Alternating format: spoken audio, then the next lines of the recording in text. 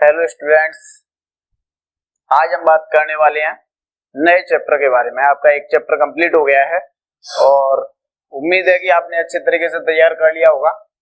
ठीक है, तो आज मैंने आपको बताया था कि हमारी बायोलॉजी में दो पोर्शन है, बॉटनी और जूलॉजी। ठीक है, तो एनसीईआरटी जो अपनी बुक है जिसमें 22 चैप्टर है, आपको पता है 11th क्लास में, तो उसमें से पहला चैप्टर अपन ने कंप्लीट कर लिया और जो लास्ट वाली यूनिट है 16 से 22 उसमें जूलॉजी आती है। तो अपन पहले जूलॉजी खत्म कर लेते हैं और जूलॉजी फिनिश हो जाएगी, उसके बाद में फिर अपन बॉटनी का अध्ययन करेंगे। ठीक है, तो जो हमारे शरीर के लिए, हमारे शरीर में क्या पाया जाता है उसके लिए और हमारे जानने के लिए बहुत ही महत्वपूर्ण है, उसको पहले सीख लेते हैं कि उसमें हमारे शरीर में क्या होता है, रक्त कैसे बनता है, रक्त के अध्ययन को क्या कहते हैं। ठीक है, रक्त के क्या कार्य हैं, क्या क्या रक्त में पाया जाता है, तो ये सारी चीजें जान लेंगे, उसके बाद में फिर आगे बढ़ेंगे। तो आज जो फर्स्ट मॉड्यूल है और चैप्टर है आपका 18, शरीर द्रव्य एवं परिसंचरण। ठीक है, तो शरीर द्रव्य एवं परिसंचरण की हम बात कर रहे हैं चैप्टर की। इसमें आपको पढ़ना है ब्लड के बारे में। ठीक है, और सर्कुलेशन, हमारे शरीर में किस तरीके से रक्त घूमता है, डबल सर्कुलेशन क्या होता है, रक्त परिसंचरण तंत्र से संबंधित बीमारियां हैं वो क्या हैं। ठीक है, तो ये सारी चीजें हमें इसमें जाननी है। हमारे रक्त में क्या क्या पाया जाता है, आरबीसी क्या होती है, डब्ल्यूबीसी क्या होती है, प्लेटलेट्स क्या होती हैं।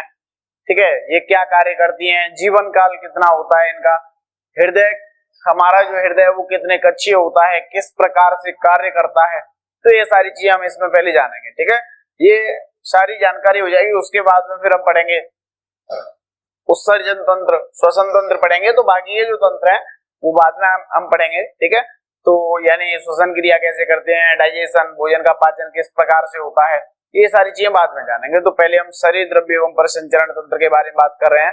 तो देखिए, हमारे शरीर में 4 प्रकार के ऊतक पाए जाते हैं।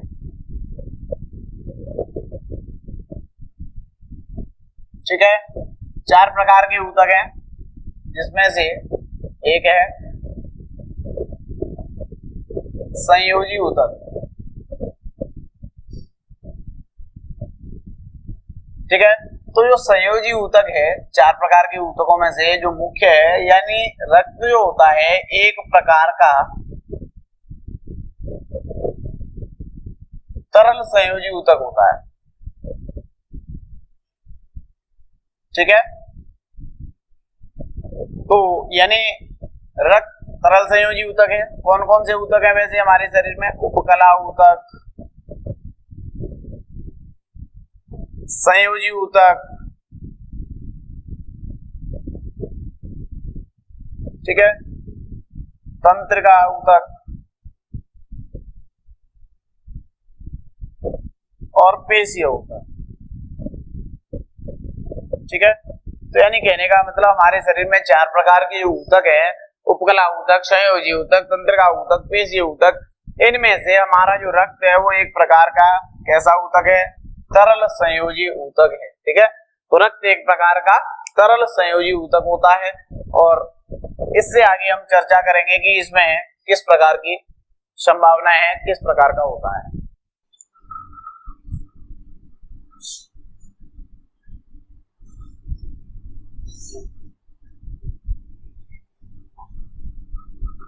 मानव का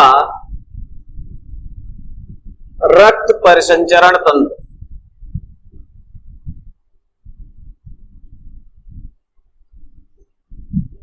मानव का रक्त परिसंचरण तंत्र, ठीक है, इसकी हम बात करेंगे। Human blood circulatory system of human. ठीक है, मानव के रक्त परिसंचरण तंत्र के बारे में हम बात कर रहे हैं। अब आप कहोगे कि ये चैप्टर हमने स्टार्ट क्यों किया? क्योंकि सबसे पहले आप अपने शरीर में क्या पाया जाता है उसके बारे में पढ़ोगे। ऑक्सीजन कैसे अंदर जाती है, ब्लड में कैसे डिसॉल्व होती है, हमें ऊर्जा कैसे मिलती है, ये सारी चीजें पढ़ लोगे। उसके बाद में फिर आपको श्वसन क्रिया कैसे करते हैं ये पढ़ाया जाएगा, डाइजेशन पढ़ाया जाएगा किस तरीके से होता है, ये सारी चीजें हम आपको बारी बारी से पढ़ाते चलेंगे। ठीक है, तो आज हम बात कर रहे हैं मानव का रक्त परिसंचरण तंत्र। रक्त परिसंचरण तंत्र के बारे में हम बात करने जा रहे हैं। तो सबसे पहले बताऊं मैं आपको कि परिसंचरण तंत्र क्या होता है, परिसंचरण तंत्र की हमें आवश्यकता क्यों होती है, परिसंचरण तंत्र हमारे लिए क्यों आवश्यक है? तो देखिए, कुछ जीव होते हैं एक कोशिकीय जीव हैं, ठीक है, एक स्तरीय जीव होते हैं, कुछ होते हैं द्विस्तरीय, ठीक है। एक कोशिकीय जीव, एक स्तरीय, द्विस्तरीय जीव हैं जो छोटे जीव है यानी जटिल जीव नहीं है। इन जीवों में पोषक पदार्थ, ठीक है, इन जीवों में पोषक पदार्थ माध्यम से ग्रहण किए जाते हैं, ठीक है, यानी पोषक पदार्थ जो होते हैं वो ये जीव माध्यम से ग्रहण कर लेते हैं और इनके द्वारा उत्सर्जी पदार्थों को कहां पर छोड़ दिया जाता है? माध्यम में, ठीक है। यानी कहने का मतलब यह है कि जो जीव एक कोशिकीय है, एक स्तरीय जीव है, द्विस्तरीय जीव है, यानी कहने का मतलब जटिल जीव नहीं है, उन जीवों में परिसंचरण तंत्र की आवश्यकता नहीं होती है। उसका कारण क्या है? उसका कारण मैंने आपको बताया कि बहुत ही छोटे सूक्ष्म जीव हैं, छोटे जीव हैं, तो उनमें पोषक पदार्थों को माध्यम से ग्रहण किया जाता है और उत्सर्जी पदार्थों को माध्यम में ही स्थानांतरित कर दिया जाता है, ठीक है। अब हम बात करें बहुकोशिकीय जीवों की। बहुकोशिकीय जीव, ठीक है, ये जो बहुकोशिकीय जीव होते हैं, इन जीवों में क्या होता है? बहुकोशिकीय जीवों में जटिल तंत्र पाया जाता है, ठीक है, यानी इन जीवों की सभी कोशिकाएं, जितनी भी कोशिकाएं हैं, ये सभी कोशिकाएं वातावरण के संपर्क में नहीं आ सकती। क्या नहीं आ सकती? वातावरण के संपर्क में, ठीक है। यानी जटिल जीव है, जो जटिल जीव होते हैं उनमें उनके शरीर की सभी कोशिकाएं वातावरण के संपर्क में नहीं आ सकती हैं, इसलिए वो वातावरण से पोषक पदार्थ ग्रहण नहीं कर सकते, ठीक है। इसलिए ऐसे जीवों को जटिल तंत्र की आवश्यकता होती है, जिसे हम कहते हैं परिसंचरण तंत्र, ठीक है। परिसंचरण तंत्र की आवश्यकता होती है इन्हें। अब परिसंचरण तंत्र की आवश्यकता क्यों है? क्योंकि परिसंचरण तंत्र के द्वारा हमारे शरीर में क्या होता है? हमारे शरीर में ऑक्सीजन है, जैसे आपको ऑक्सीजन की आवश्यकता है, ठीक है, ऊर्जा चाहिए, ऊर्जा के लिए ग्लूकोज भी चाहिए, ठीक है। तो यानी कहने का मतलब गैस में आपकी ऑक्सीजन आ गई, ठीक है, पोषक पदार्थ, ठीक है, इन पदार्थों को कहां पहुंचाया जाएगा? सभी कोशिकाओं तक, शरीर की सभी कोशिकाओं तक पहुंचाया जाएगा, ठीक है। अब शरीर की सभी कोशिकाओं तक पोषक पदार्थों को पहुंचाने के लिए किसकी आवश्यकता होगी? परिसंचरण तंत्र की, क्योंकि गैस, पोषक पदार्थ जैसे ग्लूकोज, ये हमारे रक्त में घुल करके हमारे शरीर की सभी कोशिकाओं तक पहुंचाए जाते हैं, ठीक है। पहला पॉइंट ये है। दूसरा पॉइंट, हमारे शरीर में बनते हैं उत्सर्जी उत्पाद, यानी उत्सर्जी उत्पाद हैं या उत्सर्जी पदार्थ हैं। इन उत्सर्जी पदार्थों को हमारे शरीर से कहां लाया जाएगा? बाहर। और बाहर लाने के लिए भी किसकी आवश्यकता है? परिसंचरण तंत्र की, ठीक है। यानी कहने का मतलब यह है कि कोशिकाओं में बनने वाले उत्सर्जी उत्पाद रक्त के द्वारा बाहर लाए जाते हैं, ठीक है। तो एक बार दोबारा से मैं रिपीट कर देता हूं आपको। कुछ जीव जैसे एक कोशिकीय, एक स्तरीय, द्विस्तरीय जीवों में पोषक पदार्थों को माध्यम से ग्रहण किया जाता है तथा उत्सर्जी पदार्थों को माध्यम में स्थानांतरित कर दिया जाता है। इन जीवों को परिसंचरण तंत्र की आवश्यकता नहीं होती है, ठीक है। इसके बाद में हम बहुकोशिकीय जटिल जीवों की बात करें उनमें जटिल जीवों में सभी कोशिकाएं वातावरण के संपर्क में नहीं आ पाती है। जैसे एग्जांपल ले लें हम मनुष्य का, तो मनुष्य के शरीर की सभी कोशिकाएं वातावरण के संपर्क में नहीं है। त्वचा है, बाहरी जो बाहरी जैसे त्वचा का भाग है वो तो संपर्क में है, लेकिन जो अंदर का भाग है, आहार नाल है, यकृत है, अग्नाशय है, बहुत सारे अंग है, वो वातावरण के संपर्क में नहीं है। ठीक है, तो इसलिए जटिल तंत्र की आवश्यकता होती है जो परिसंचरण तंत्र है। ठीक है, इसके द्वारा क्या होता है, परिसंचरण तंत्र होता क्या है ये देखिए। तो परिसंचरण तंत्र यानी ऐसा तंत्र जिसके द्वारा गैस एवं पोषक पदार्थों को शरीर की सभी कोशिकाओं तक पहुंचाया जाता है तथा उत्सर्जी पदार्थों को वहां से बाहर निकाला जाता है। इस प्रकार के तंत्र को क्या कहते हैं, परिसंचरण तंत्र कहते हैं। ठीक है, यानी गैसीय पदार्थों को, पोषक पदार्थों को शरीर की कोशिकाओं तक पहुंचाया जाएगा और उत्सर्जी पदार्थों को कोशिकाओं से बाहर निकाला जाएगा। ठीक है, तो समझ में आ गया होगा परिसंचरण तंत्र क्या होता है, इसलिए हमें परिसंचरण तंत्र की आवश्यकता होती है। ठीक है, इसके बाद हम जो बात करने वाले हैं वो हम बात कर रहे हैं परिसंचरण तंत्र के प्रकार, यानी परिसंचरण तंत्र है वो कितने प्रकार का होता है। ठीक है, तो परिसंचरण तंत्र के प्रकार के बारे में हम बात करेंगे। Types of circulatory system. परिसंचरण तंत्र के प्रकार। देखिए, परिसंचरण तंत्र है वो कितने प्रकार का है। आपको पता है कि सभी जीवों में जिनमें परिसंचरण तंत्र पाया जाता है उनमें भी परिसंचरण तंत्र समान नहीं होता, इसलिए परिसंचरण तंत्र को दो भागों में बांटा गया है। पहला है खुला परिसंचरण तंत्र और दूसरा है बंद परिसंचरण तंत्र। ठीक है, यानी परिसंचरण तंत्र कितने प्रकार का है, दो प्रकार का। पहला खुला परिसंचरण तंत्र और दूसरा बंद परिसंचरण तंत्र। ठीक है, ओपन सर्कुलेटरी सिस्टम और क्लोज सर्कुलेटरी सिस्टम। ठीक है, अब हम बात करें कि खुला परिसंचरण तंत्र क्या होता है और बंद परिसंचरण तंत्र क्या होता है। ठीक है, तो देखिए बहुत ही सिंपल है, खुला और बंद, इनको आप देख लें, अपने आप आपके दिमाग में सेट हो जाएगा कि खुला परिसंचरण तंत्र क्या होता है और बंद क्या होता है। देखिए, ये ऐसा परिसंचरण तंत्र होता है जिसमें रक्त वाहिका नहीं पाई जाती है। ठीक है, यानी रक्त वाहिका नहीं पाई जाती है। अब रक्त वाहिका नहीं पाई जाएंगी तो रक्त कहां से निकलेगा, ऊतकों एवं अंगों के माध्यम से और कोशिकाओं के माध्यम से। ठीक है,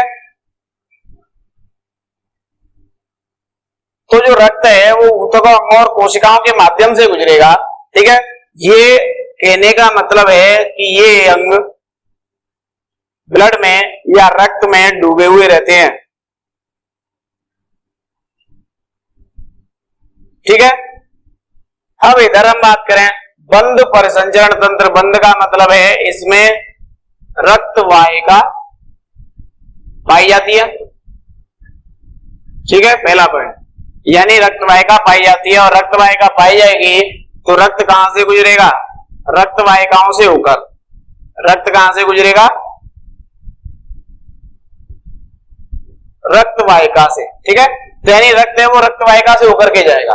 तो देखिए यहां पर बहुत ही सिंपल है, खुला परिसंचरण तंत्र यानी इसमें रक्त वाहिका नहीं पाई जाती है तथा जीव के ऊतक, अंग, कोशिकाएं ब्लड में यानी रक्त में डूबे हुए रहते हैं। ठीक है, इसे हम कहते हैं खुला परिसंचरण तंत्र। इसकी परिभाषा बोले, ऐसा परिसंचरण तंत्र जिसमें रक्त वाहिकाओं से होकर नहीं गुजरता है तथा इसमें ऊतक एवं कोशिकाएं रक्त में डूबे हुए रहते हैं, इसे हम खुला परिसंचरण तंत्र कहते हैं। जैसे एग्जाम्पल की बात करें तो अकशेरुकी जीवों में, ठीक है, अकशेरुकी जीव जो होते हैं जैसे मोलस्का, ठीक है, इनमें पाया जाता है खुला परिसंचरण तंत्र, ओपन सर्कुलेटरी सिस्टम, ठीक है। अब हम बात करें बंद परिसंचरण तंत्र है, ये क्या है, यानी ऐसा परिसंचरण तंत्र जिसमें रक्त वाहिकाओं से होकर गुजरता है। रक्त किससे गुजरेगा, रक्त वाहिकाओं से होकर के, ठीक है, उसे हम कहते हैं बंद परिसंचरण तंत्र, ठीक है। जैसे एग्जाम्पल की बात करें तो कशेरुकी जीवों में, ठीक है, कशेरुकी जीवों में पाया जाता है कौन सा, बंद परिसंचरण तंत्र, ठीक है। अब कशेरुकी जीवों में कौन आता है, हम भी आते हैं, मनुष्य है, गाय भैंस बकरी ऊंट भेड़ घोड़ा, ये सब किसमें आते हैं, बंद परिसंचरण तंत्र में आते हैं, ठीक है, क्योंकि इसमें रक्त वाहिकाएं पाई जाती है, ठीक है। तो आपको यहाँ पर पता चल गया कि परिसंचरण तंत्र कितने प्रकार का होता है, ठीक है, और किसमें पाया जाता है, ठीक है।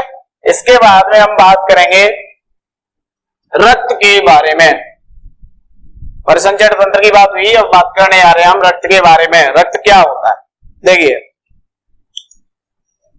रक्त क्या है, ब्लड,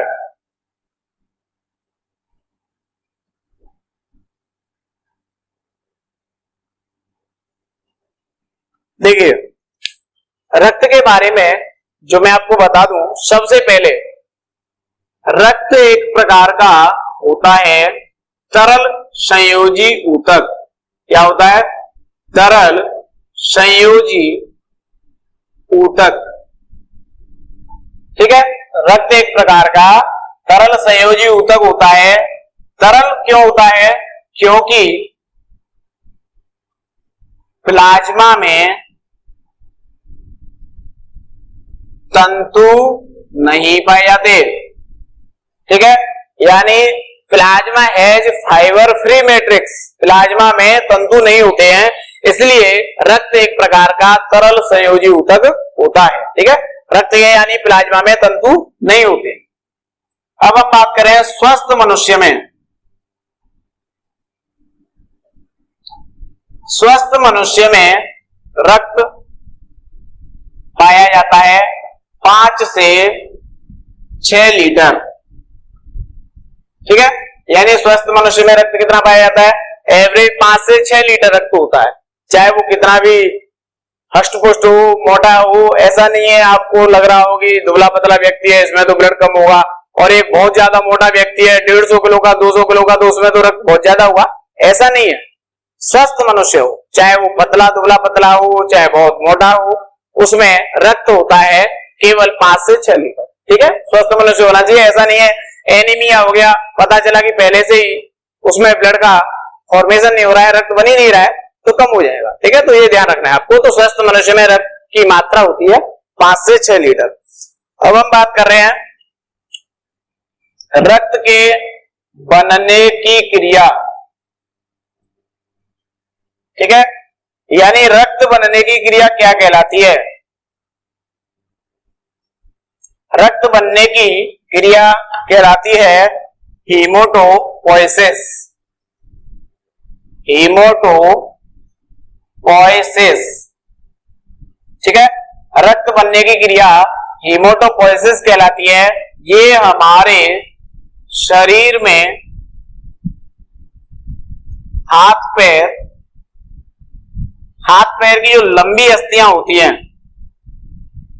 लंबी अस्थियों के शिरों पर पाई जाती है, क्या, ट्रेविक्यूली, ट्रेविक्यूली, ठीक है, लंबी अस्थियों के सिरों पर क्या पाई जाती है, ट्रेविक्यूली पाई जाती है। और इस ट्रेविक्यूली में पाई जाती है लाल अस्थि मज्जा।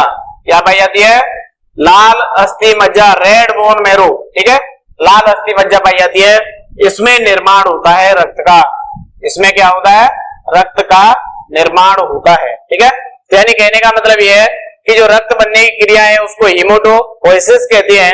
ये हमारे शरीर में हाथ पैर की लंबी अस्थियों के सिरों पर, जो लंबी अस्थि है, जैसे मेरा हाथ है, ठीक है, इसका जो सिरा है यहाँ पर और यहाँ पर, तो दोनों सिरों पर रक्त का निर्माण होगा, फॉर्मेशन होगा। क्यों, क्योंकि इनके सिरों पर ट्रेविक्यूली पाई जाती है और इस ट्रेविक्यूली में लाल अस्थि मज्जा भरी रहती है, रेड बोन मैरो, ठीक है। तो इस लाल अस्थि मज्जा में निर्माण होता है किसका? रक्त का। अब आपके दिमाग में क्वेश्चन आया हो कि बीच में क्यों नहीं होता, सिरों पर ही क्यों होता है? क्योंकि सिरों पर लाल अस्थि मज्जा पाई जाती है, बीच में यहाँ का जो पार्ट है इस पर लाल अस्थि मज्जा नहीं होती है। यहाँ पर होती है पीली अस्थि मज्जा। रेड बोन मैरो की जगह पर क्या पाई जाती है? Yellow bone marrow. पीली अस्थि मज्जा होती है और पीली अस्थि मज्जा में रक्त का निर्माण नहीं होता है। यहाँ पर जमाव हो जाता है किसका? फैट का, यानी यहाँ वसा का जमाव हो जाता है, वसा का जमाव हो जाता है। इसलिए आपने देखा होगा कि हमारा जो हाथ है, पैर है, यहाँ की अपेक्षा, दोनों जॉइंटों की अपेक्षा बीच में बहुत मोटा होता है, ठीक है। तो यानी यहाँ पर जो आप दबाओगे ये क्या है? फैट है, फैट का जमाव हो गया है, ज्यादा मोटे हो जाते हैं, तो यहाँ पर रक्त का निर्माण नहीं होता है क्योंकि यहाँ वसा का जमाव हो जाता है, ठीक है। तो एक डायग्राम देख लेते हैं छोटा सा।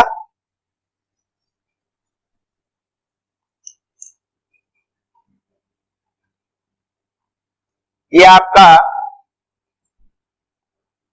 कोई भी एक लंबी अस्थि ले लेते हैं, ठीक है, इस तरीके से।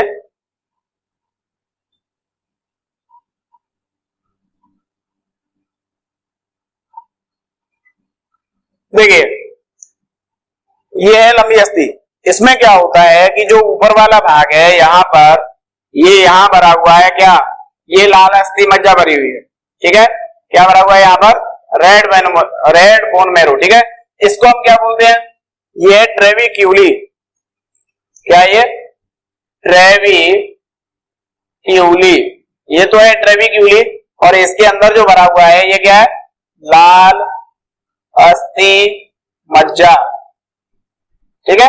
इस लाल अस्थि मज्जा में ही निर्माण होता है रक्त का। और हम बात करें जो बीच का भाग है, इसमें क्या होता है? ये जो भाग है बीच का, ठीक है, इसमें ये पीली अस्थि मज्जा भरी रहती है यहाँ पर, ठीक है, और यहाँ जमाव हो जाता है फैट का, वसा जम जाती है, वसा का जमाव हो जाता है, ठीक है। तो आपकी समझ में आ गया होगा अच्छे तरीके से कि जो हड्डी होती है, हमारे हाथ पैर की लंबी अस्थियां हैं, उनमें ट्रेविक्यूली कहां पर पाई जाती है? ऊपर नीचे, ठीक है। इन स्थानों पर जो ट्रेविक्यूली होती है और वहां पर जाकर के जमाव हो जाता है किसका? ट्रेविक्यूली है इनमें लाल अस्थि मज्जा का, ठीक है। लाल अस्थि मज्जा है, यही निर्माण करती है किसका? ब्लड का, ठीक है। इसमें ब्लड का निर्माण होगा, लेकिन यहाँ पर ब्लड का निर्माण नहीं होगा क्योंकि यहाँ पर जमाव किसका हो जाता है? फैट का, वसा का जमाव हो जाता है, ठीक है। तो ये आपको यहां तक समझ में आ गया होगा। अब हम पढ़ रहे हैं रक्त का अध्ययन। क्या कर रहे हैं हम? रक्त का अध्ययन। तो रक्त के अध्ययन को क्या कहेंगे? हीमोटोलॉजी। क्या कहेंगे? हीमोटोलॉजी। रक्त का अध्ययन क्या कहलाता है? हीमोटोलॉजी कहलाता है। और रक्त बनने की क्रिया क्या कहलाती है? हेमोटोपोइसिस। कहां होती है? हाथ पैर की लंबी अस्थियों के सिरों पर ट्रेविक्यूली में क्या पाया जाता है? लाल अस्थि मज्जा। क्या बनता है? रक्त, ठीक है। समझ में आ गया होगा। स्वस्थ मनुष्य में कितना होता है वयस्क में? 5 से 6 लीटर, ठीक है। और रक्त क्या है? एक तरल संयोजी ऊतक है। एक प्रकार का रक्त क्या है? तरल संयोजी ऊतक, ठीक है। यहां तक आपको अच्छे तरीके से समझ आ गया होगा। और इसके बाद में हम जो बात करने जा रहे हैं वो हम बात करेंगे रक्त के संगठन की, यानी रक्त में क्या क्या पाया जाता है, कंपोजिशन ऑफ ब्लड, ठीक है। यानी रक्त का संगठन, रक्त का संगठन, कंपोजिशन ऑफ ब्लड। तो देखिए रक्त में क्या क्या होता है वो मैं आपको बताने जा रहा हूं। यहां पर रक्त के 2 भाग होते हैं, ठीक है। एक है प्लाज्मा और दूसरा है संगठित पदार्थ। पहला है प्लाज्मा और दूसरा है संगठित पदार्थ। रक्त में 55% पाया जाता है प्लाज्मा और 45% पाया जाता है संगठित पदार्थ। 55 और 45 कितने हो गए? 100%। इंटेलिजेंट बच्चे हैं, इतना गणित तो समझते ही है, ठीक है। यानी 100%। तो प्लाज्मा है 55% और संगठित पदार्थ 45%। अब देखिए प्लाज्मा में क्या क्या होता है। प्लाज्मा में क्या क्या पाया जाता है वो यहां देखें। प्लाज्मा के हमने 2 भाग कर दिए, ठीक है। तो यहां पर जल पाया जाता है और दूसरा है अन्य घुले हुए पदार्थ। अन्य घुले हुए पदार्थ, ठीक है। तो यानी प्लाज्मा में क्या क्या है, जल है, कितना है 90 से 92%। अन्य घुले हुए पदार्थ कितने हैं 8 से 10%, ठीक है। अन्य घुले हुए पदार्थों में क्या होता है, जल में क्या होता है, जल में तो जल ही होता है H2O, ठीक है। तो अन्य घुले हुए पदार्थ में क्या है, ये देखिए अन्य घुले हुए पदार्थ भी 2 प्रकार के हैं। अन्य घुले हुए पदार्थों में सबसे पहले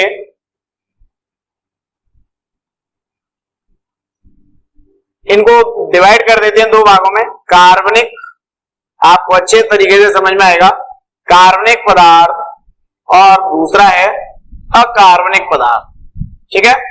कार्बनिक पदार्थ और अकार्बनिक पदार्थ 2 प्रकार के पदार्थ हैं, अन्य जो घुले हुए पदार्थ हैं। अब कार्बनिक पदार्थ में कौन कौन से होते हैं वो देखिए। सबसे पहले हम बात करें प्रोटीन। प्रोटीन होती है 7 से 8%, ठीक है। 8 से 10% अन्य घुले हुए पदार्थ हैं, ठीक है।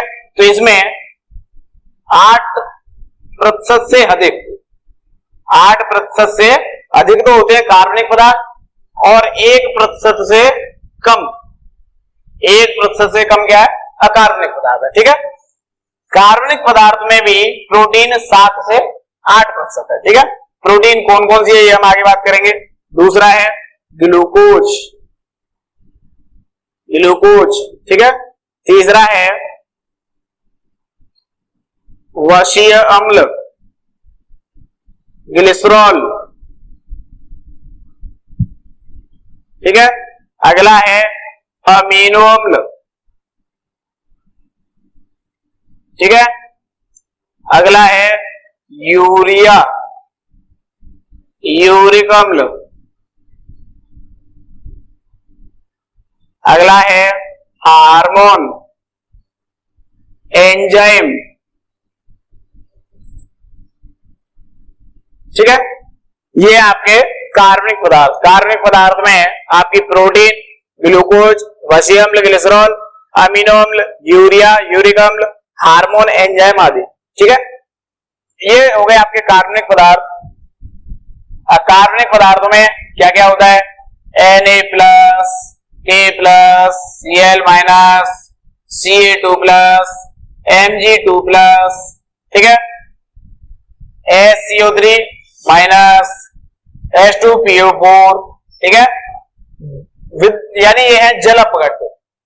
ये जल अपघट्य पाए जाते हैं अकार्बनिक पदार्थों में। इसके अतिरिक्त गैस, गैस में क्या क्या है CO2, N2, O2, ठीक है। यानी कार्बन डाइऑक्साइड, ऑक्सीजन, नाइट्रोजन, ठीक है।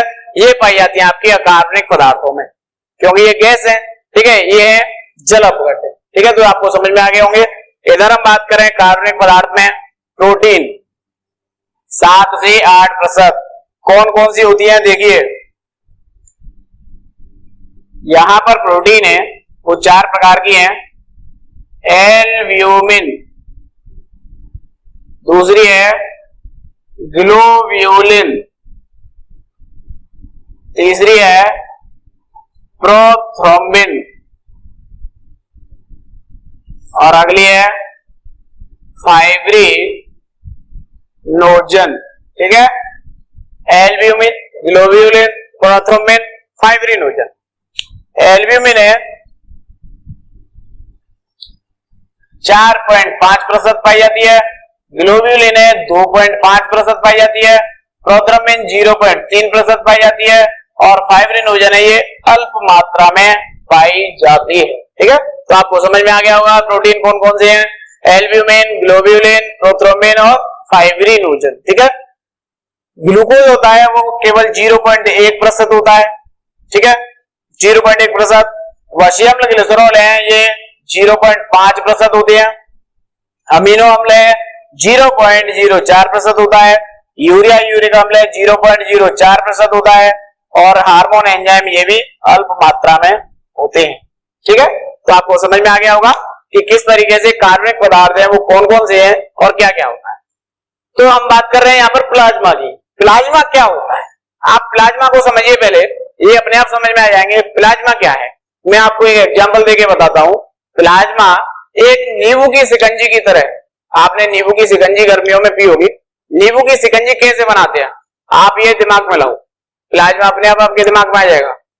नींबू की शिकंजी में सबसे ज्यादा क्या होता है, जल।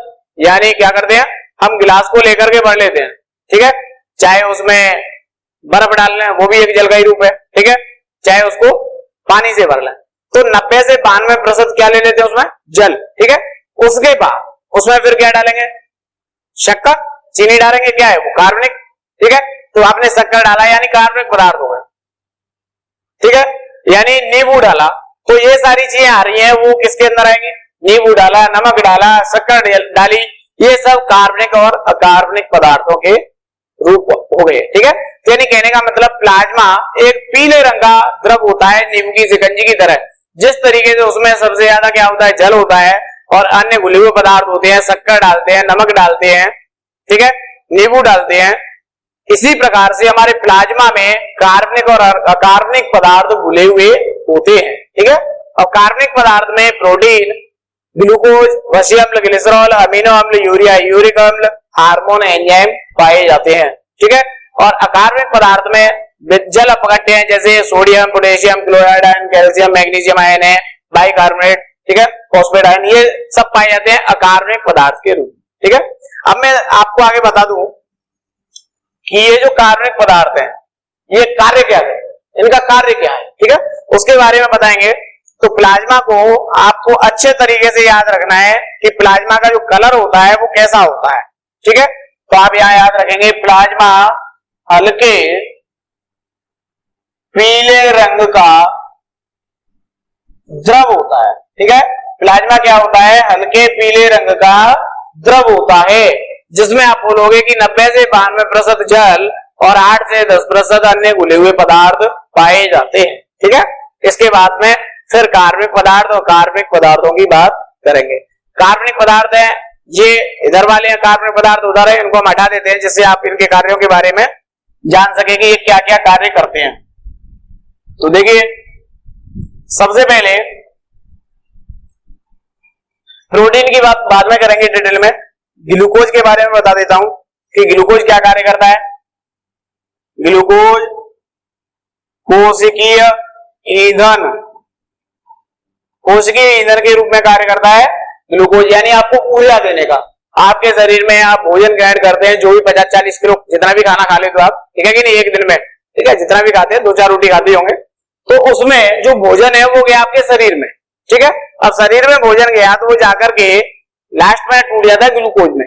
तो ग्लूकोज जाकर के ऑक्सीजन की उपस्थिति में जब टूटेगा, ठीक है, ग्लूकोज का सूत्र जो है वो क्या होता है, C6H12O6, ठीक है, ये जाकर ऑक्सीजन की उपस्थिति में टूटता है तो आपको ऊर्जा मिलती है और अन्य CO2 H2O बन जाते हैं, ठीक है। तो ऊर्जा जो मिल रही है, तो इसलिए ये किसके रूप में कार्य कर रहा है, कोशिकीय ईंधन के रूप में, ठीक है।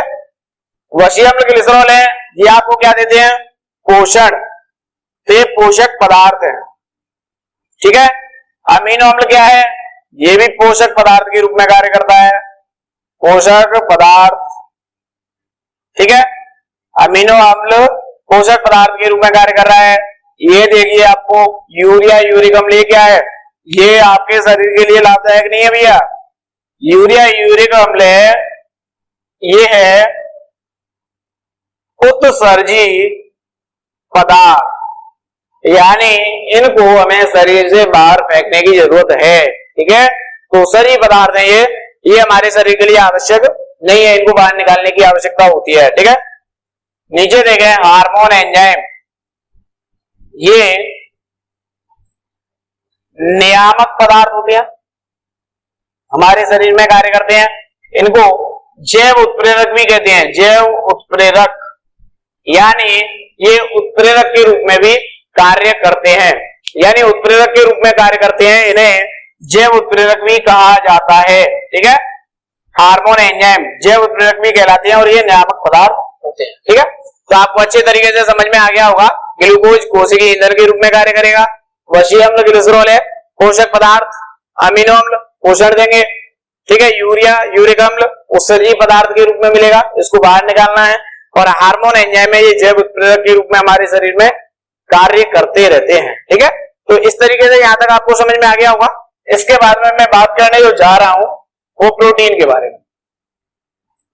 प्रोटीन क्या क्या कार्य करती है हमारे शरीर में। ठीक है, तो इसको आपको समझना है। यहाँ पर दिमाग को लगाइए इधर।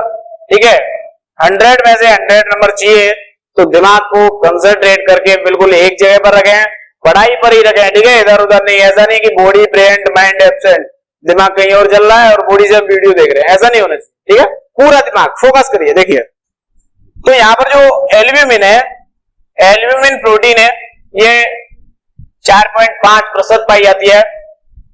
कार्य क्या करती है? रक्त को गाढ़ा बनाने का, रक्त गाढ़ा बनाना, यानी रक्त को गाढ़ा बनाने का कार्य करती है। ठीक है, कौन सी प्रोटीन? एल्ब्यूमिन 4.5% होती है, इसके द्वारा रक्त को गाढ़ा बनाया जाता है। ठीक है, यानी कहने का मतलब maintain blood colloid osmotic pressure, BCOP maintain करती है, रक्त को गाढ़ा बनाती है, यानी रक्त में क्या करती है? सांद्रता बढ़ा देती है, गाढ़ा कर देती है उसको, रक्त को। ठीक है, ये protein blood colloid osmotic pressure को मेंटेन करने का कार्य करती है। अब क्या होगा यदि इस प्रोटीन की हो जाए कमी? ठीक है, कमी हो गई किसकी? प्रोटीन की। एल्ब्यूमिन प्रोटीन की कमी हो गई, और कमी दो प्रकार से हो सकती है। दो प्रकार कौन कौन से हैं वो देखिए। एक तो हो सकती है लीवर डैमेज होने से, लीवर डैमेज यानी यकृत खराब हो गया। ठीक है, यकृत के खराब होने पर। और दूसरा किडनी डैमेज होने से। ठीक है, यानी किडनी खराब हो गई, किडनी को हिंदी में वृक्क बोलते हैं, यानी वृक्क खराब हो गए। ठीक है, तो यानी कहने का मतलब यह है कि जो एल्ब्यूमिन प्रोटीन है, इसकी कमी दो कंडीशन में हो सकती है, या तो किसी का लीवर खराब हो जाए, यकृत खराब हो जाए, या किसी का वृक्क किडनी खराब हो जाए। अब इन कंडीशन में क्या होगा कि जब ये खराब हो गए तो क्या होगा? एल्ब्यूमिन प्रोटीन की कमी हो जाएगी, और ब्लड कोलॉइड ऑस्मोटिक प्रेशर है, इसमें क्या हो जाएगी? कमी हो जाएगी। ब्लड कोलॉइड ऑस्मोटिक प्रेशर कम हो जाएगा, एल्ब्यूमिन प्रोटीन नहीं होगी तो रक्त कैसा हो जाएगा? पतला। ठीक है, रक्त पतला हो जाएगा, ब्लड कोलॉइड ऑस्मोटिक प्रेशर कम हो जाएगा, तो इससे एक बीमारी उत्पन्न हो जाती है जिसे कहते हैं पिटिंग एडीमा। Pitting edema. ठीक है, पिटिंग एडीमा, इसको हिंदी में बोलते हैं गड्ढा पड़ने वाली सूजन। गड्ढा पड़ने वाली सूजन, गड्ढा पड़ने वाली सूजन। ठीक है, यानी कहने का मतलब यह है कि जब किसी व्यक्ति में एल्ब्यूमिन प्रोटीन की कमी हो जाती है तो उसका ब्लड कोलॉइड ऑस्मोटिक प्रेशर है वो कम हो जाएगा, और कम होने से उसका रक्त है वो पतला हो जाएगा, पतला होने से उसे बीमारी हो जाएगी, उसका नाम है पिटिंग एडीमा। यानी कहने का मतलब यह है कि उसके हाथ पैर फूल जाएंगे। अब जैसे किसी ने यहां पर दबाया, किसी को पिटिंग एडीमा है, दबाओगे तो वहां पर थोड़े टाइम के लिए गड्ढा बन जाएगा। ठीक है, कुछ समय के बाद फिर वो नॉर्मल हो जाएगा, लेकिन उस समय क्या है, क्योंकि उसमें तरल भरा हुआ है। ठीक है, तो इसे हम कहते हैं पिटिंग एडीमा, यानी गड्ढा पड़ने वाली सूजन। ठीक है, अच्छे से समझ में आ गया होगा। दूसरी हम बात करेंगे ग्लोब्यूलिन प्रोटीन के बारे में। ठीक है, ग्लोब्यूलिन प्रोटीन है, ये प्रतिरक्षा तंत्र की सक्रियता को बढ़ाती है। प्रतिरक्षा तंत्र की सक्रियता को बढ़ाने का कार्य करती है, इम्यूनिटी सिस्टम। ठीक है, प्रतिरक्षा तंत्र की सक्रियता को क्या कर देती है, बढ़ा देती है। जब ग्लोबुलिन प्रोटीन हमारे शरीर में रहेगी तो हमारा इम्यूनिटी सिस्टम है वो मजबूत रहेगा, हमें बीमारियां उत्पन्न नहीं होगी। ठीक है, तो ये प्रतिरक्षा तंत्र की सक्रियता को बढ़ाने का कार्य करती है। अब जो दो प्रोटीन बची हुई है, प्रोथ्रोम्बिन और फाइब्रिनोजन, ये क्या कार्य करती है, देखिए इनका दोनों का समान कार्य होता है। प्रोथ्रोम्बिन और फाइब्रिनोजन रक्त स्कंदन की क्रिया का कार्य करती हैं। ठीक है, यानी जब हमारे शरीर में किसी स्थान पर चोट लग जाती है और वहां से रक्त जब बाहर निकलता है तो आपने देखा होगा कुछ समय बाद उस स्थान पर गहरे लाल भूरे रंग का क्या बन जाता है, थक्का, यानी रक्त जमने लग जाता है। ठीक है, जिसे हम रक्त का थक्का कहते हैं। तो रक्त स्कंदन का कार्य करने में सहायता कौन सी प्रोटीन करती है, प्रोथ्रोम्बिन और फाइब्रिनोजन। कैसे करती है, ये इसी चैप्टर में आगे हम आपको बताएंगे कि रक्त स्कंदन होता कैसे है। ठीक है, तो आपको यहाँ पर केवल यही समझना है कि एल्ब्यूमिन प्रोटीन है वो क्या कार्य कर रही है। ठीक है, एल्ब्यूमिन प्रोटीन है, ग्लोबुलिन प्रोटीन क्या कार्य कर रही है, प्रोथ्रोम्बिन और फाइब्रिनोजन क्या कार्य कर रही है। ठीक है, तो चारों प्रोटीन के कार्य आपको समझ में आ गए होंगे और कितनी मात्रा पाई जाती है ये भी हमने आपको बता दिया। ठीक है, इसके बाद हम बात करने वाले हैं संगठित पदार्थों के बारे में। ठीक है, यानी प्लाज्मा कंप्लीट हो गया, संगठित पदार्थों के बारे में बात करेंगे। लेकिन मैं आपको एक क्वेश्चन पूछ लेता हूं कि यदि हमने प्लाज्मा में से प्रोटीन को हटा दिया तो उसे क्या बोला जाएगा। आपको मैंने अभी बताया था कि प्लाज्मा में प्रोटीन है। ठीक है, ये प्लाज्मा है, प्लाज्मा में से हमने प्रोटीन को बाहर निकाल दिया, प्रोटीन को बाहर निकाल दिया। ठीक है, यानी जिसको हम बोलते हैं प्रोटीन रहित प्लाज्मा, क्या बोलते हैं, प्रोटीन रहित प्लाज्मा। ऐसी कंडीशन आती है जब हमारे शरीर में चोट लग जाती है, रक्त बाहर निकलता है और थक्का जम जाता है, तो उस स्थान पर आपने देखा होगा कुछ समय बाद तरल बाहर निकलता रहता है, पानी जैसा, यानी तरल निकलेगा पीले रंग का, ब्लड नहीं है वो, लेकिन तरल निकल रहा है। तो वो है क्या, वो है प्रोटीन रहित प्लाज्मा। ठीक है, यानी उसमें प्रोटीन नहीं है, प्रोटीन उपयोग कर ली गई रक्त का थक्का बनाने में। ठीक है, आरबीसी, डब्ल्यूबीसी, प्लेटलेट्स सब वहीं पर बंद हो गए, बाहर निकलना बंद हो गया। तो बाहर क्या निकल रहा है, पानी, और पानी में घुले हुए पदार्थ, यानी कहने का मतलब प्लाज्मा। ठीक है, तो प्रोटीन रहित प्लाज्मा को सीरम कहते हैं। क्या है वो, सीरम। ठीक है साहब, क्या निकल रहा है बाहर, सीरम निकल रहा है। आपसे कोई पूछे कि क्या बाहर निकलता है भाई, जब रक्त का धक्का बन जाता है तो उसके बाद में क्या बाहर निकलता है, सीरम। ठीक है, तो प्रोटीन रहित प्लाज्मा को सीरम कहते हैं। ठीक है, इसके बाद में हम बात करेंगे संगठित पदार्थों के बारे में। संगठित पदार्थ हैं ये 45% हैं। संगठित पदार्थ में एरिथ्रोसाइट, दूसरा है ल्यूकोसाइट, तीसरा है थ्रोम्बोसाइट। एरिथ्रोसाइट, ल्यूकोसाइट और थ्रोम्बोसाइट। ठीक है, एरिथ्रोसाइट को हम कहते हैं आरबीसी, आपने सुना होगा नाम। ठीक है, ये रामगोपाल बायोलॉजी क्लासेस नहीं है, आरबीसी है। ठीक है, एरिथ्रोसाइट लाल रुधिर कणिका, रेड ब्लड कॉर्पसल्स। ठीक है, R for red, B for blood, C for corpuscles. ठीक है, रेड ब्लड कॉर्पसल्स, एरिथ्रोसाइट। दूसरा है ल्यूकोसाइट, डब्ल्यूबीसी। ठीक है, व्हाइट ब्लड कॉर्पसल्स। तीसरा है थ्रोम्बोसाइट, इसको प्लेटलेट बोलते हैं, पट्टिकाणु। ठीक है, हिंदी में आपको बताइए लाल रुधिर कणिका, श्वेत रुधिर कणिका और प्लेटलेट यानी पट्टिकाणु। पट्टिकाणु इनको आप पढ़ोगे, तीनों के बारे में हम यहाँ पर बारी बारी से अध्ययन करेंगे। ठीक है, तो एरिथ्रोसाइट क्या होती है, ल्यूकोसाइट क्या होती है और थ्रोम्बोसाइट क्या होती है। ठीक है, तो सबसे पहले हम बात करते हैं एरिथ्रोसाइट के बारे में। एरिथ्रोसाइट, इसको हम लाल रुधिर कणिका क्यों कहते हैं, लाल रुधिर कणिका। ठीक है, लाल रुधिर कणिका इसको क्यों कहा जाता है, देखिए एरिथ्रोसाइट है यानी आरबीसी है, आरबीसी में पाया जाता है हीमोग्लोबिन। ठीक है, और हीमोग्लोबिन के कारण इसका रंग कैसा होता है, लाल। इसीलिए हम इसको क्या बोलते हैं, लाल रुधिर कणिका। ठीक है, यानी इरिथ्रोसाइट में, आरबीसी में हीमोग्लोबिन पाया जाता है। हीमोग्लोबिन के कारण इसका रंग लाल होता है, इसलिए इसे लाल रुधिर कणिका कहते हैं। आरबीसी का जीवन काल 120 दिन होता है।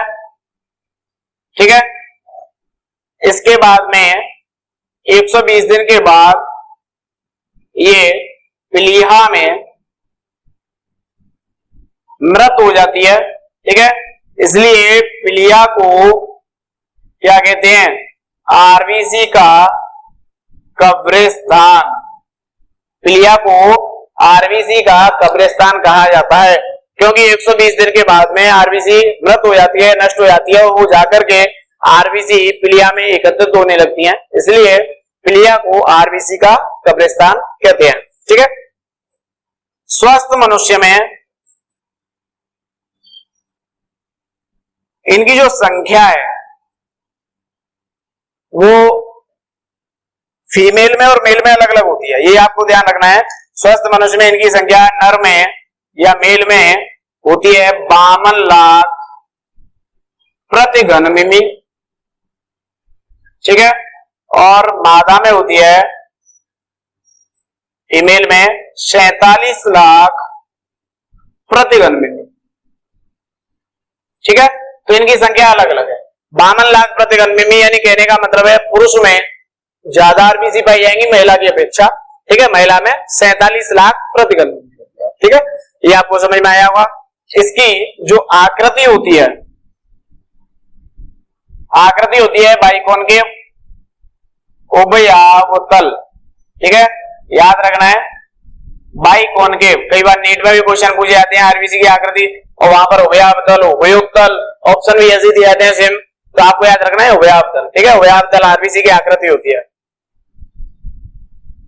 मनुष्य की स्तनधारी की आरबीसी में नहीं पाया जाता है केंद्रक। ठीक है, स्तनधारी की आरबीसी में केंद्रक नहीं पाया जाता है, लेकिन यहां पर कुछ अपवाद भी मिल जाते हैं। जैसे मैं आपको बताने जा रहा हूं, जो अपवाद है, ऊंट की प्रजाति का एक जानवर है लामा। ठीक है, लामा ये स्तनधारी जानवर है, लेकिन इसकी आरबीसी में केंद्रक पाया जाता है, केंद्रक पाया जाता है। ठीक है, ये याद रखना है आपको, ये अपवाद है। ऊंट है, ऊंट की प्रजाति का एक जानवर होता है लामा, उसकी आरबीसी में केंद्रक होता है, लेकिन ये होता स्तनधारी है। ठीक है, तो आपको समझ में आ गया होगा। यहां पर देखिए, जो आरबीसी है इसका निर्माण कहां पर होता है, ये मैंने आपको बताया था पहले भी, लेकिन आपको फिर से बता देते हैं।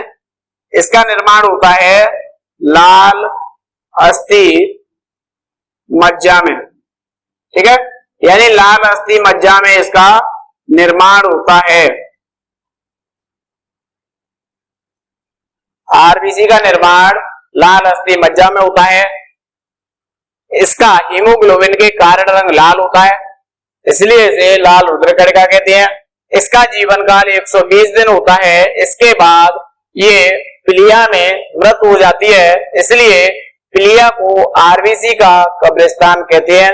ठीक है, स्वस्थ मनुष्य में इनकी संख्या, मनुष्य नर में 52 लाख प्रति घन मिमी तथा मादा में 47 लाख प्रति घन मिमी होती है।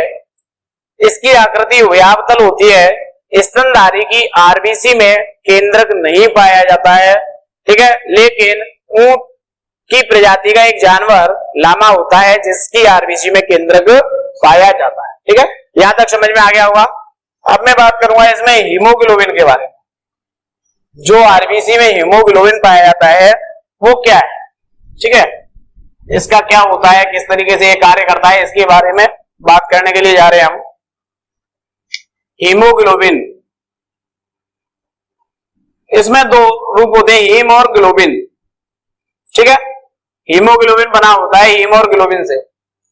हीम, इसमें आयरन पाया जाता है, Fe2+ पाया जाता है। ठीक है, ग्लोबिन ये होती है प्रोटीन, ठीक है, ग्लोबिन क्या होती है, प्रोटीन होती है। आयरन है, अब होगा क्या कि ये हीमोग्लोबिन होता है वो आगे जाकर के टूट जाता है हीम में और ग्लोबिन में, ठीक है, हीम और ग्लोबिन में टूट जाएगा तो जो आयरन बनेगा, ये आयरन है इसके अंदर है, बाहर आएगा, इसको तो यकृत में संग्रहित कर लेते हैं, ठीक है, इसको क्या कर लिया जाएगा, यकृत में संग्रहित कर लिया जाएगा। प्रोटीन है, इसको अमीनो अम्ल में तोड़ दिया जाएगा, ठीक है, प्रोटीन को किसमें तोड़ देंगे, अमीनो अम्ल में। अब अमीनो अम्ल का आगे क्या कार्य है वो मैं आपको बताऊंगा, ठीक है। इसके अतिरिक्त जो हीम का शेष भाग बचा हुआ है, एक तो आयरन हो गया, आयरन के अतिरिक्त जो अन्य भाग है उसको तोड़ दिया जाता है बिलीरुबिन और बिलीवर्डिन में, ठीक है, बिलीरुबिन और बिलीवर्डिन में। ये बिलीरुबिन बिलीवर्डिन होते हैं पित्त वर्णक रंजक, ठीक है, पित्त वर्णक यानी रंजक है, कलर है, पीला रंग होता है इनका, इसके कारण इनको अपशिष्ट पदार्थ के साथ में बाहर निकाल देते हैं, ठीक है, इसके कारण मूत्र का रंग भी पीला होता है, ठीक है। अगर ये हमारे शरीर में जमने लग जाए तो पीलिया उत्पन्न हो जाता है, कॉर्निया है यहाँ की वो पीली हो जाती है, त्वचा का रंग पीला हो जाता है, तो इसलिए इनको बाहर निकालना अत्यंत आवश्यक होता है, ठीक है। तो यहाँ पर समझ में आ गया होगा कि जो हीमोग्लोबिन होता है उसमें दो भाग होते हैं, हीम प्लस ग्लोबिन। हीम है वो दो भाग में टूटता है, आयरन में, आयरन को संग्रहित कर लिया जाता है यकृत में, ठीक है, दूसरा शेष भाग है उसे बिलीरुबिन बिलीवर्डिन में तोड़ दिया जाता है, ठीक है, ये अपशिष्ट पदार्थ के साथ में बाहर निकाल दिया जाता है, पित्त वर्णक होती है। ग्लोबिन प्रोटीन होती है, प्रोटीन है वो अमीनो अम्ल में जाता है, ठीक है, अमीनो अम्ल में टूट जाएगा। अमीनो अम्ल जो होता है वो यूरिया साइकिल से, यूरिया साइकिल यानी यूरिया चक्र, ठीक है, तो यूरिया साइकिल से परिवर्तित हो जाता है यूरिया में, ठीक है, और ये यूरिया साइकिल यानी यूरिया चक्र कहां चलता है, लीवर में, यानी यकृत, हमारे यकृत में यूरिया साइकिल चलती है जिसके कारण यूरिया का निर्माण होता है। तो जो अमीनो अम्ल होते हैं वो आगे जाते हैं, ठीक है, लीवर में यूरिया साइकिल के द्वारा यूरिया परिवर्तित कर दिया जाता है, जिन्हें बाहर किडनी से रक्त को छान करके और मूत्र में बाहर निकाल दिया जाता है, ठीक है। अब देखिए जो हीमोग्लोबिन होता है, हीमोग्लोबिन कार्य क्या करता है हमारे शरीर में, इसका कार्य क्या होता है, हीमोग्लोबिन कार्य करता है गैसों के परिवहन में, गैसों के परिवहन यानी ले जाने लाने का कार्य करता है। हीमोग्लोबिन का अणु जो होता है वो गैसों के परिवहन का कार्य करता है, ऑक्सीजन को कोशिकाओं तक लेके जाता है, ठीक है, ऑक्सीजन को कोशिकाओं तक लेके जाता है और CO2 को कोशिकाओं से बाहर लाता है, CO2 को कोशिकाओं से बाहर लाता है, ठीक है बेटा। तो इस तरीके से होगा, यानी हीमोग्लोबिन के द्वारा गैसों का परिवहन होता है, हमारे फेफड़ों में श्वसन क्रिया करते हैं तो ऑक्सीजन जाती है, ऑक्सीजन कौन जाती है, डिजोल्व होकर के ब्लड में, ठीक है, तो ब्लड में जो आरबीसी होती है तो आरबीसी में हीमोग्लोबिन होता है वो पकड़ लेता है ऑक्सीजन के अणु को, ऑक्सीजन के अणु को लेकर के घूमता रहता है हमारे शरीर में, और जहां जिन कोशिकाओं को आवश्यकता होती है वहां ऑक्सीजन ले ली जाती है, और जब ऑक्सीजन लेने के बाद उपापचय क्रिया होती है, उपापचय क्रियाओं में CO2 बनती है, इस CO2 को वहां से कोशिका से ला करके छोड़ देता है हमारे फेफड़ों के पास, तो फेफड़ों के माध्यम से इसको हम बाहर निकाल देते हैं, ठीक है, तो CO2 बाहर निकाल देते हैं। अब देखिए हीमोग्लोबिन का जो एक अणु है, एक अणु हीमोग्लोबिन का एक अणु ऑक्सीजन के कितने अणु ले जा सकता है वो मैं आपको बताऊं। हीमोग्लोबिन एक छोटी अल्टो गाड़ी की तरह होती है, ठीक है, आप अल्टो गाड़ी को दिमाग में लाइए कितनी छोटी सी होती है, उस पर टोटल कितने लोग बैठ सकते हैं, आराम से 4 लोग, 2 आगे 2 पीछे, इससे ज्यादा नहीं बैठ सकते। इसी तरीके से जो हीमोग्लोबिन होता है उसका एक अणु केवल ऑक्सीजन के कितने अणु ले जा सकता है, 4, ठीक है, यानी हीमोग्लोबिन का एक अणु ऑक्सीजन के 4 अणुओं का एक साथ परिवहन कर सकता है, ठीक है, समझ में आ गया होगा आपको अच्छे तरीके से। ये जो हीमोग्लोबिन है इसको हम श्वसन रंजक भी बोलते हैं, श्वसन रंजक इसीलिए बोला जाता है क्योंकि ये गैसों का परिवहन करता है। ठीक है, तो यहाँ पर एरिथ्रोसाइट समाप्त हो जाती है। इसके बाद में हम दूसरी बात करेंगे ल्यूकोसाइट के बारे में। ठीक है, यानी ल्यूकोसाइट क्या है, WBC क्या होती है। दूसरा नंबर है ल्यूकोसाइट। इसको हम बोलते हैं श्वेत रुधिर कणिका। ठीक है, श्वेत रुधिर कणिका क्यों बोला जाता है, क्योंकि WBC में नहीं होता है हीमोग्लोबिन। RBC में हीमोग्लोबिन था, लेकिन WBC में हीमोग्लोबिन नहीं होता है। ठीक है, इसलिए इसे हम श्वेत रुधिर कणिका बोलते हैं। इसका नाम श्वेत होता है। ल्यूकोसाइट इसका नाम है। हीमोग्लोबिन इसमें पाया नहीं जाता है। इनकी संख्या की बात करें, संख्या इनकी 7000 प्रति घन मिमी होती है। स्वस्थ मनुष्य की बात कर रहे हैं हम। ठीक है, जब मनुष्य स्वस्थ नहीं होगा तो इसकी संख्या बढ़ भी जाती है और घट भी जाती है। ठीक है, तो स्वस्थ मनुष्य में इनकी संख्या 7000 प्रति घन मिमी होती है। RBC और WBC के अनुपात की हम बात करें तो इनका जो अनुपात है वो होता है 600:1। यानी कहने का मतलब ये है कि RBC की संख्या ज्यादा होती है WBC से। ठीक है, 600 गुना, तो 600:1 है RBC और WBC का अनुपात। इसमें RBC में केंद्रक नहीं था, लेकिन WBC में क्या होता है, केंद्रक। WBC में केंद्रक पाया जाता है। इनका जीवन काल 4-5 दिन से लेकर, 4-5 दिन नहीं है, कम से कम 4-5 दिन है, 4-5 दिन से लेकर 120 दिन या इससे भी अधिक हो सकता है। ठीक है, तो 4-5 दिन से लेकर के कितना भी हो सकता है, 120 दिन या उससे भी अधिक हो सकता है। इनका जीवन काल, RBC का जीवन काल कितना था, 120 दिन था। इसका जीवन काल कम से कम है 4-5 दिन, कभी भी मृत्यु हो सकती है इसके बीच में। ठीक है, तो अलग अलग प्रकार की WBC है, उनका जीवन काल भी अलग अलग प्रकार से होता है। ठीक है, तो इनका जीवन काल है 4-5 दिन से लेकर के 120 दिन तक। WBC है वो 2 प्रकार की होती है, कणिकाणु और दूसरी है अकणिकाणु, ग्रेन्युलोसाइट और एग्रेन्युलोसाइट। तो यानी आपको यहां तक WBC समझ में आ गई होगी। WBC क्या है, इसके जो प्रकार हैं उनको हम बात करेंगे यहां पर। तो इसको मैं दोबारा से रिपीट कर देता हूं एक बार। ठीक है, यानी WBC श्वेत रुधिर कणिका, ल्यूकोसाइट इसका नाम है। हीमोग्लोबिन नहीं पाया जाता है। इनकी संख्या 7000 प्रति घन मिमी होती है। RBC तथा WBC का अनुपात 600:1 होता है। इनमें केंद्रक पाया जाता है। इनका जीवन काल 4-5 दिन से लेकर 120 दिन या इससे भी अधिक होता है। ठीक है, ये 2 प्रकार की होती है, कणिकाणु और अकणिकाणु, ग्रेन्युलोसाइट और एग्रेन्युलोसाइट। ठीक है, तो अब बात करेंगे इनके प्रकार के बारे में। WBC के प्रकार,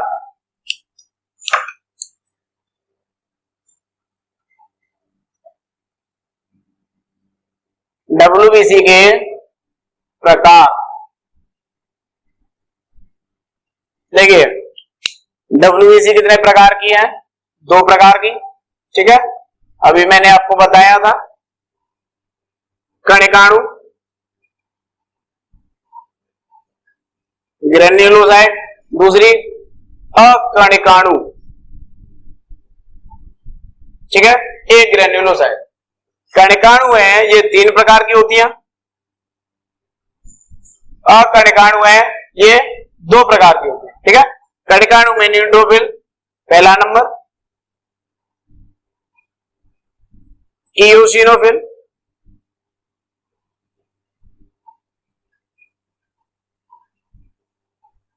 बेसोफिल, ये इसके 3 प्रकार हैं। ठीक है, और इसके प्रकार है मोनोसाइट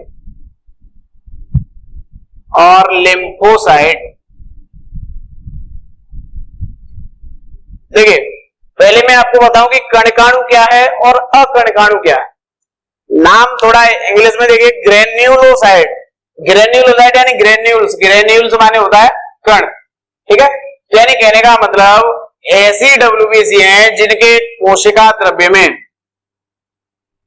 कोशिका द्रव्य में क्या पाया जाए, दानेदार संरचना पाई जाए, ठीक है, यानी दानेदार संरचना पाई जाती है, उन्हें हम बोलते हैं कणकाणु, ठीक है। ए ग्रेन्युलोसाइट, ए फॉर एब्सेंट, यानी कहने का मतलब ऐसी डब्ल्यूबीसी जिनके कोशिका द्रव्य